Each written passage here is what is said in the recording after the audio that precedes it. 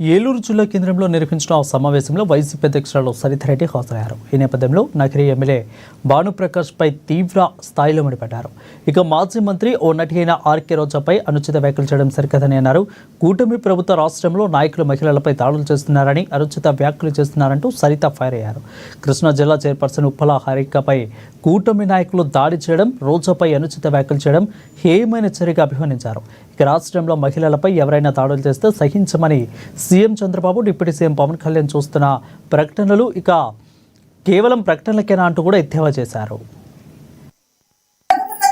తీవ్రంగా చంద్రబాబు నాయుడు గారు ఇట్లాంటి వ్యాఖ్యల మీద స్పందించి మాట్లాడేటువంటి ఎమ్మెల్యేలను సస్పెండ్ చేయాలని మేమందరం కూడా మహిళలు కోరుకుంటున్నాము. అది ఖచ్చితంగా జరగాలి. ఎందుకని అంటే ఈ రోజు మా గవర్నమెంట్ అయింది, రేపొద్దున మేము కూడా మాట్లాడడానికి మీ యొక్క మహిళల మీద అవకాశం ఉంది. ఒళ్ళు దగ్గర పెట్టుకొని అంతగారు మీరు కూడా మాట్లాడే వ్యాఖ్యలు మాత్రం చాలా అసభ్యకరంగా ఉన్నాయి. నీ క్యారెక్టర్ ఏంటో తెలుసు, రోజా గారి క్యారెక్టర్ ఏంటో మాకు కూడా తెలుసు. నువ్వు హోంమంత్రి అయ్యండి, ఒక లేడీగా ఉండి కూడా జనాలకి మహిళలకు అన్యాయం చేస్తున్నావు. నీ కామెంట్ చూస్తే మాకు మరీ చాలా సిగ్గుచేటుగా ఉంది. ఒక్కసారి నువ్వు నీ గతాన్ని గుర్తుపెట్టుకో, నీ యొక్క వ్యాఖ్యలు పునరావృతం చేసుకో.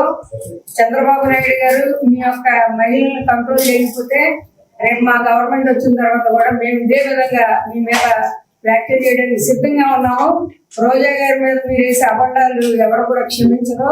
అలాగే రాబోయే 2 సంవత్సరాలకు రావచ్చు, 4 సంవత్సరాలకు రావచ్చు, వచ్చే గవర్నమెంట్ మాత్రం మాదే జగన్మోహన్ రెడ్డి గారే సీఎం అవుతారు. ఆ రోజు మాత్రం